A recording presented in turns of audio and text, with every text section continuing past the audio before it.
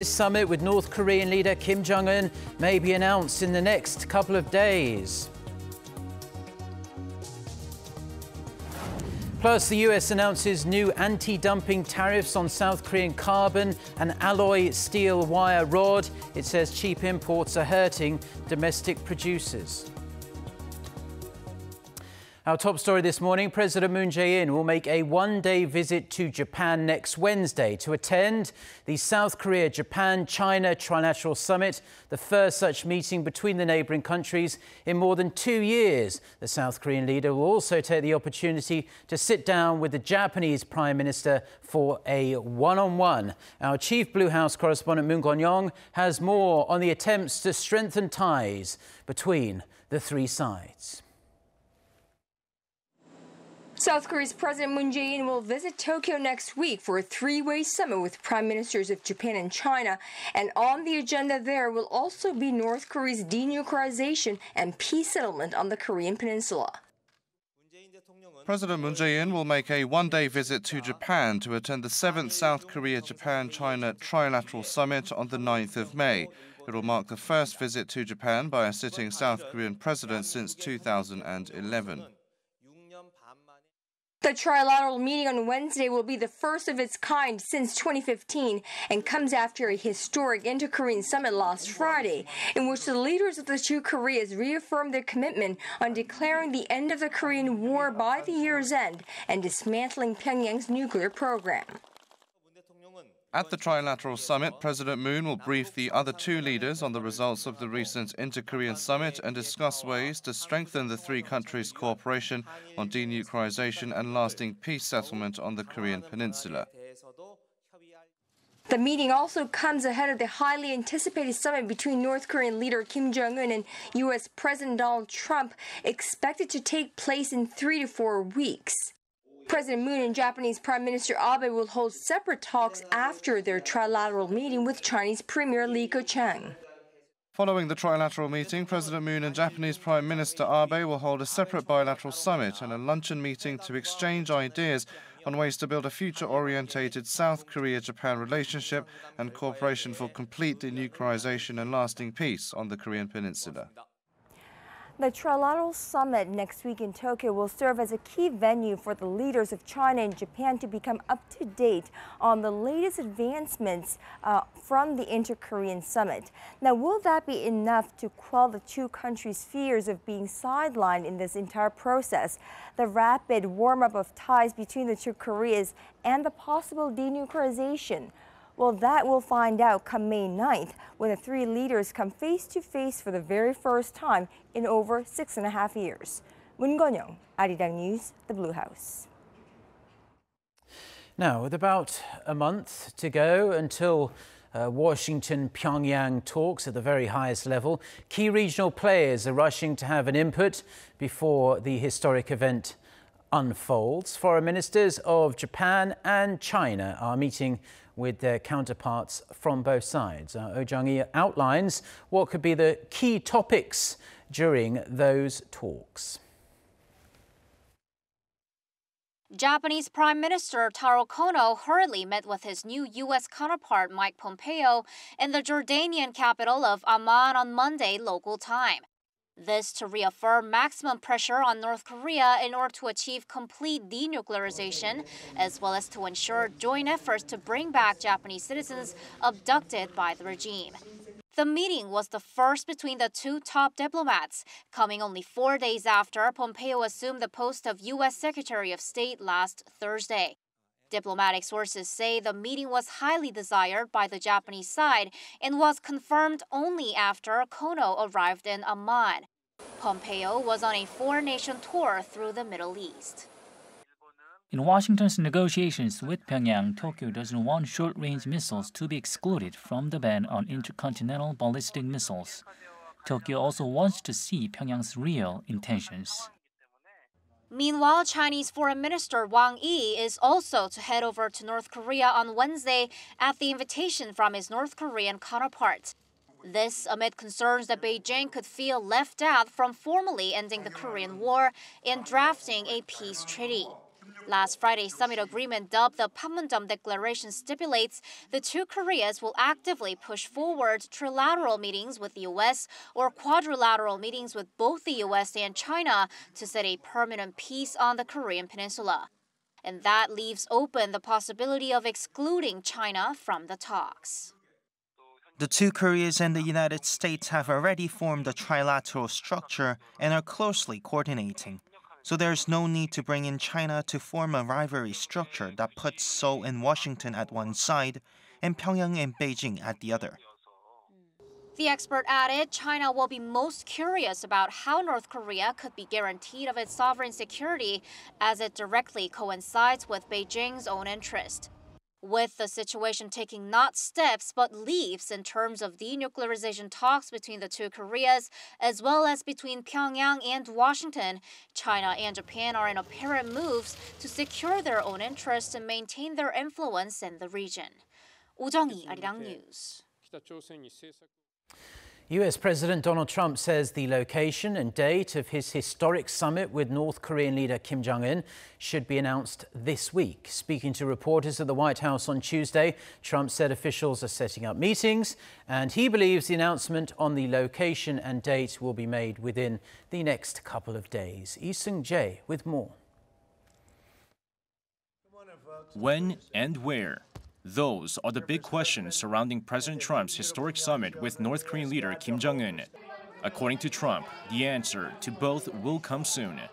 We're setting up meetings right now, and I think it's probably going to be announced over the next couple of days, location and date. This comes after the U.S. leader said the DMZ dividing the two Koreas is being considered as a potential location, as it's rich with diplomatic history and symbolism, with President Trump tweeting that it's a more representative, important, and lasting site than any other. A summit at Panmunjom could also give the Moon Jae-in administration more leverage over the agenda and outcome, given the geography, as South Korea and the U.S. are key allies with more than 28,000 American troops stationed on the peninsula. With President Trump playing a key part in bringing North Korea to the table, South Korean President Moon Jae-in previously mentioned that the U.S. leader should receive the Nobel Peace Prize, a suggestion Trump felt was very generous. Nobel Peace Prize? Yes, sir. Well, I just think that President Moon was very nice when he suggested it. I want to get peace. The main thing, we want to get peace. That was a big problem, and I think it's going to work out well. We'll see. With the historic Washington-Pyongyang summit set for some time in the next 3 to 4 weeks, South Korea and the rest of the world wait with bated breath for all-important date and location. Lee Seung-jae, Arirang News. The Blue House says it's necessary for the presence of U.S. forces in South Korea to continue even after a peace treaty is signed. Such remarks come after Moon Jong-in, who is President Moon's special diplomatic advisor, insisted this week that the presence of U.S. troops in South Korea would no longer be justified should the two Koreas formally end the Korean War. A Blue House official who did not want to be named dismissed the possibility, asserting that the USFK's role as a mediator between surrounding powers such as China and Japan is critical. The official also confirmed that Pyongyang was not among the proposed U.S.-North Korea summit sites that President Moon and President Trump discussed over the weekend. U.S. Defense Secretary James Mattis has reaffirmed the strength of the South Korea-U.S. alliance, noting that recent developments on the Korean Peninsula have further intensified that bond. Referring to a phone call with South Korea's Defense Minister Song Young-moo over the weekend, Mattis said the two sides are maintaining broad collaboration and remain in constant contact with each other. That sentiment was also reflected by a visiting U.S. diplomat in charge of Korea affairs. Mark Lambert said Tuesday that he does not plan to discuss the withdrawal of U.S. forces in South Korea during his meetings here in Seoul. And reflecting on the strong alliance, U.S. F22 Raptor fighter jets have arrived in South Korea for an annual joint exercise. South Korean military officials say the jets will be taking part in the 2-week-long Max Thunder exercise that begins next week.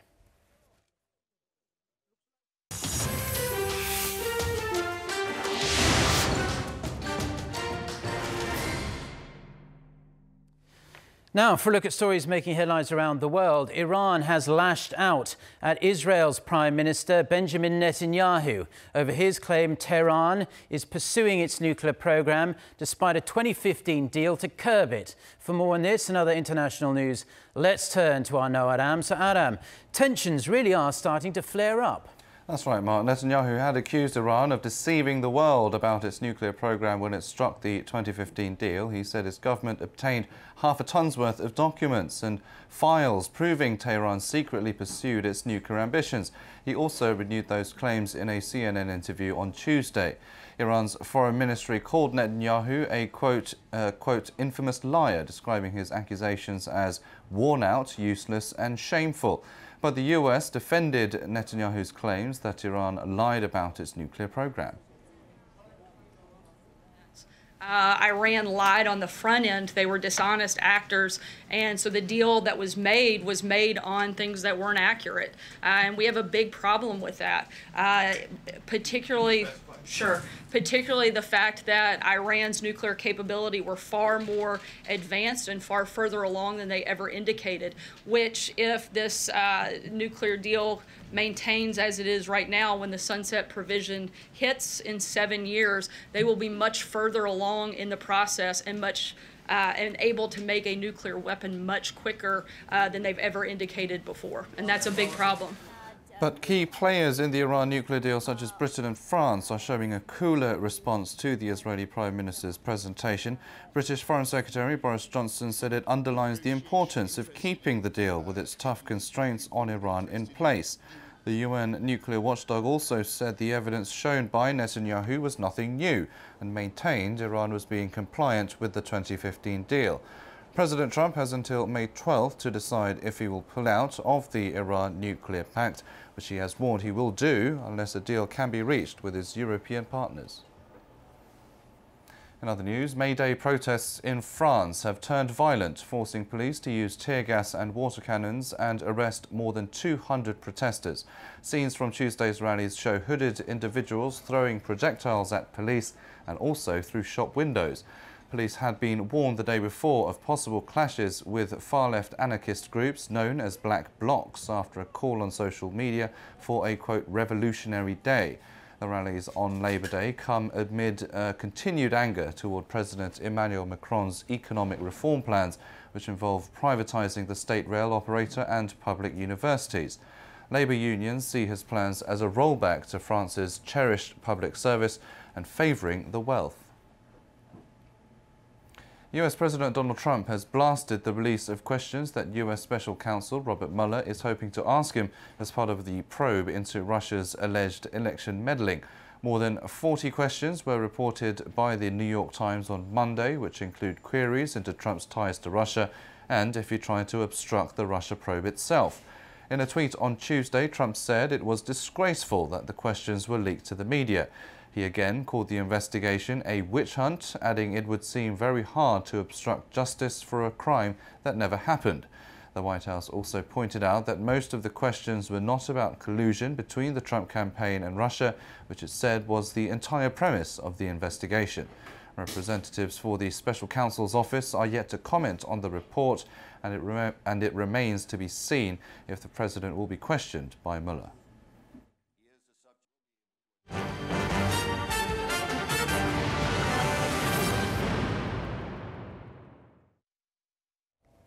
US hedge fund Elliott Management is launching legal action against the South Korean government, saying Seoul unlawfully exerted influence during the merger of 2 Samsung units in 2015.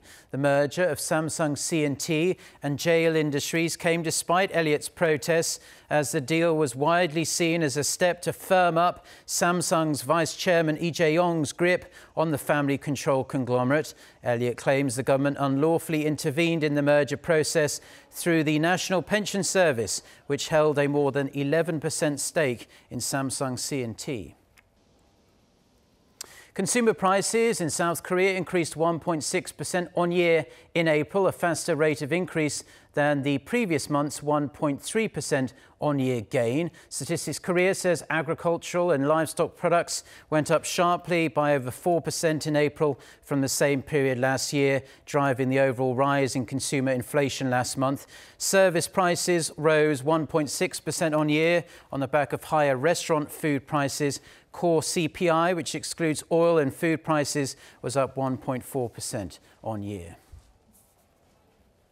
The United States has decided to levy anti-dumping duties on imports of South Korean carbon and alloy steel wire rod. The U.S. International Trade Commission said Tuesday that imports from 5 countries, including South Korea, Turkey and Spain, are hurting domestic producers.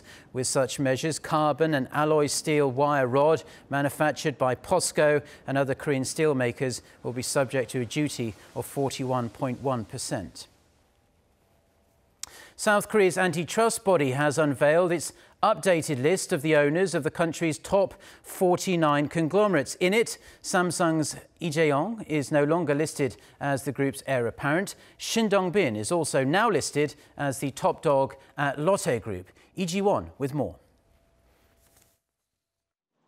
The Fair Trade Commission announced Tuesday that going forward, it'll consider EJ Yong and Shin Dong-bin to be the respective legal heads of Samsung Group and Lotte Group.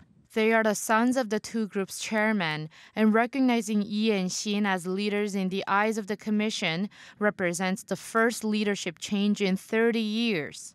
The Commission says the decision was made because Samsung chairman Lee Gun-hee has not been involved in the group's business activities since he was hospitalized in May 2014, despite still owning the biggest stake in the group.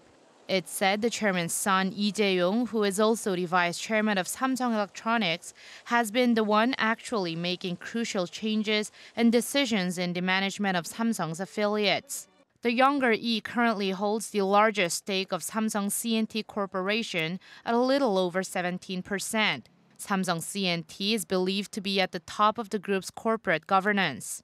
For similar reasons, the Commission decided to recognize Shin Dong-bin as head of Lotte Group in lieu of his father and the group's founder, Chairman Shin Gyuk-ho.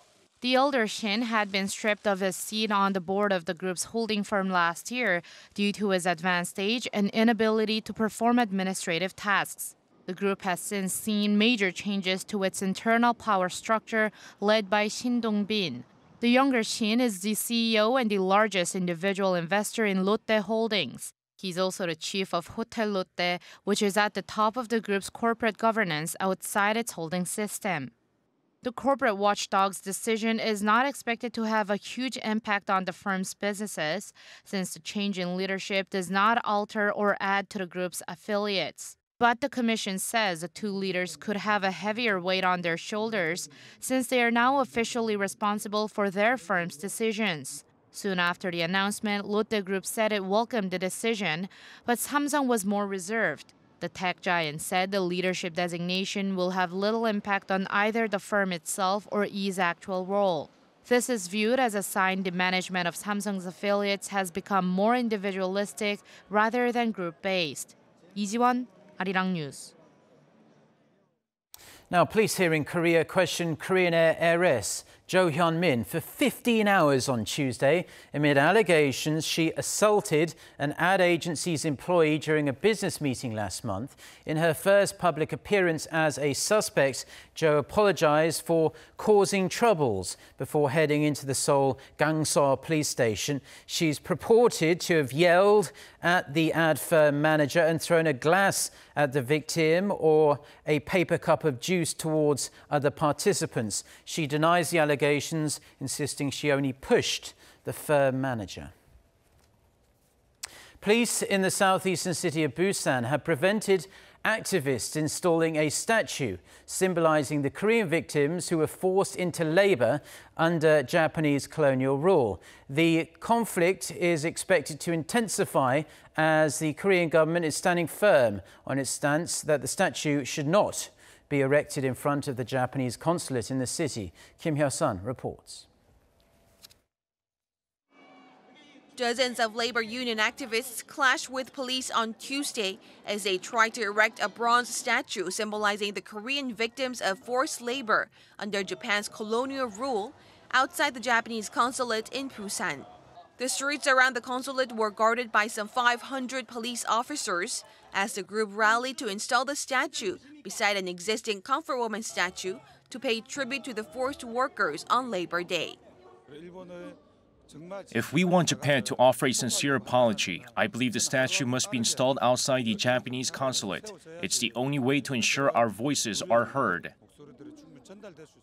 The row is expected to continue as the central government and the Busan city government are insisting the statue be installed elsewhere and not next to the statue representing comfort women, those who were forced to work in Japanese military brothels before and during World War II.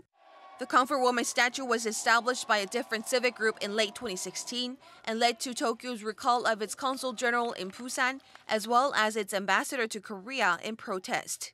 The Japanese government also expressed regret over the incident on Tuesday and urged Seoul to prevent the forced workers statue from being erected, citing diplomatic protocol. Historians say millions of Koreans were coerced into labor during Japan's colonial rule of the Korean Peninsula from 1910 to 1945. Kim Yo-sun, Arirang News.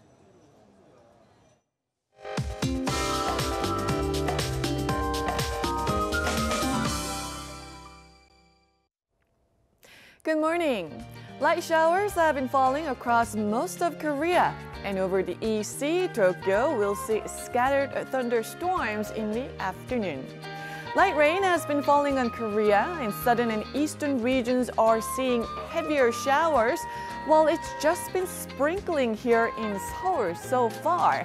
But you still need an umbrella. Rain will pick up in the afternoon and will continue until the evening. And those of you down south will see the rain letting up later in the morning. Highs will be a couple of notches lower than yesterday, and Seoul and Daejeon will be at 21 degrees Celsius, while Gyeongju will make it to 18 degrees this afternoon. With that, let's take a look at the international weather for viewers around the world. So South Korea will have a calm day along with a mix of rain and clouds, while most parts of North Korea will also see showers. Over in the Philippines, there's been intense heat this dry season, and it could get even hotter in May. Western Australia has been its second warmest April on record, but the lowest rainfall since 1994. And heading to North America, New York and Washington, D.C. will move on from somewhat winter-like weather straight into summer this week, skipping over any kind of spring weather in the process. And as for South America, Rio de Janeiro will have a mix of rain and clouds. Taking you to Europe, those in Moscow will have a chilly morning turning into a very warm afternoon. Lastly, to Africa, the Western Cape Town can expect some more rain on Wednesday. And that's all the weather update for now.